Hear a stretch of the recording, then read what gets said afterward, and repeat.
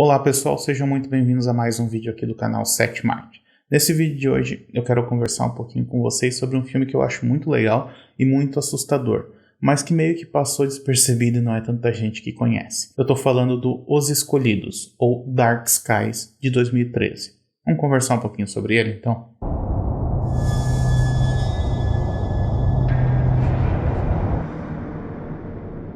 Eu falei que esse filme ele meio que passou despercebido e talvez tenha um motivo para isso. E o motivo seja o diretor Scott Stewart. Mas deixa eu tentar explicar então por quê. Ali por volta de 2010, o nome do Scott Stewart começou a ser cotado para diversos filmes, e filmes assim bastante ambiciosos, com grandes orçamentos e que misturavam ficção científica e terror e até um pouco de mitologia. Só tinha um problema. Não eram filmes bons. Ele dirigiu 2 filmes nessa época, o Legião em 2010 e Padre em 2011. E aí, como o resultado ali não foi muito bom, talvez o povo meio que não tenha percebido, não tenha se importado muito quando ele lançou em 2013 Os Escolhidos. O que é uma pena, porque no caso dos Escolhidos, esse aqui merecia ser visto, ao contrário dos outros. Mas então do que se trata? O filme conta a história de uma família que está passando por diversos problemas financeiros. O pai da família está desempregado e a mãe é uma corretora de imóveis que só tem umas casas bem velhas para vender e, consequentemente, ela não consegue vender, né? E eles têm 2 filhos, um que é adolescente e o outro que é ainda criança. E tem algo que está acontecendo ao redor dessa criança, algo que está aparentemente ameaçando essa criança. E aí eu vou ter que entregar um pouquinho do que acontece para poder falar sobre o que eu gosto mais nesse filme aqui.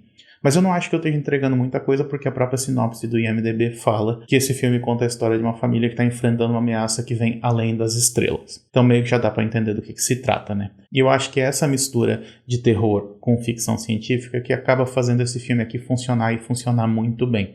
Porque sim, ele está tratando de uma ameaça alienígena, o que não é tão comum assim da gente ver no gênero de terror, só que ele está tratando ela como sendo uma fonte de terror. Então, as aparições desse alienígena, elas são extremamente assustadoras. A primeira vez que ele aparece, mesmo que é só um vulto que aparece no quarto do menino, é tenso demais, demais mesmo. E assim como um bom filme de terror, esse filme aqui ele também dá bastante espaço para o desenvolvimento dos personagens. Então a gente sente muito do que eles estão sentindo. A gente sente, por exemplo, todo o problema financeiro pelo qual eles estão passando. Que a gente vê o pai da família indo em entrevistas de emprego e se decepcionando com essa experiência. A gente vê a mãe trabalhando e tentando sustentar a casa sozinha, mas não conseguindo. Ao mesmo tempo, a reação que a gente vê das pessoas ao redor daquela família também é extremamente realista, porque essas visitas, né, que esse menino está recebendo dessa ameaça além das estrelas, ela está deixando marcas no corpo dele.